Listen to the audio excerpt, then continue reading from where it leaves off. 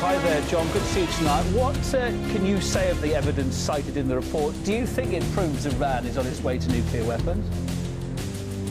Well, that's what's interesting. Despite the media reports that are pro-war, and despite the saber-rattling by politicians, the report says no such thing. It doesn't say Iran's on the verge of having nuclear weapons. It doesn't even say Iran is nuclear capable.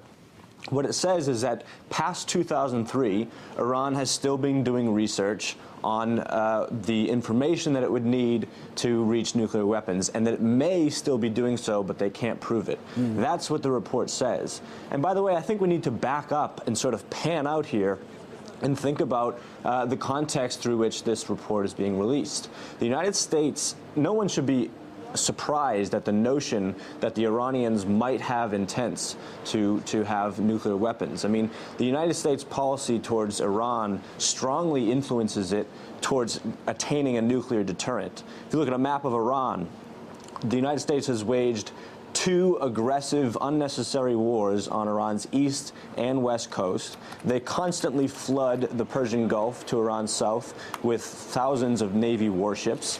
They fund with money and weapons, dozens of client states around Tehran.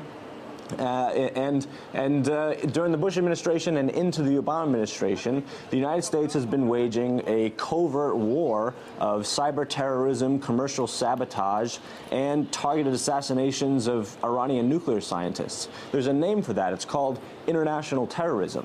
So in this context, in this environment, we shouldn't be surprised that Iran might be getting information that it needs to protect itself. Now, Tehran, of course, is countering all this. It's dubbed the report politically motivated. Indeed, it said the Watchdog's Director General's biased towards the West.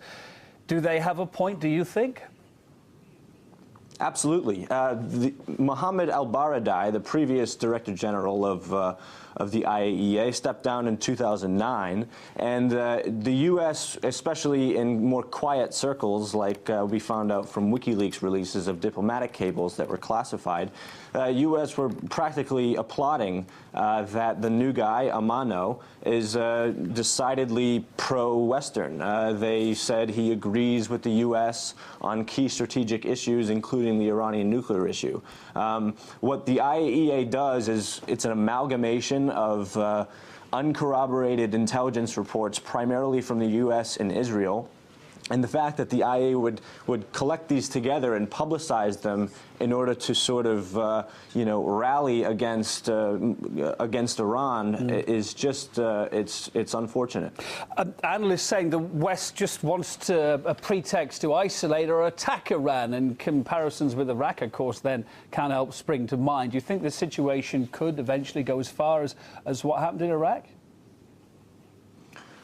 It's possible, but I think also if we look at what's going on, in fact, intelligence community in Israel and the United States and even the Pentagon is pretty strongly against going to war against Iraq. It's only the psychotic, warmongering politicians in both countries, like Benjamin Netanyahu and many in the Obama administration, and most leaders of Congress, they're the only ones that are really doing the saber rattling. They're the only ones that actually are calling for, or at least implying that we ought to have a military strike.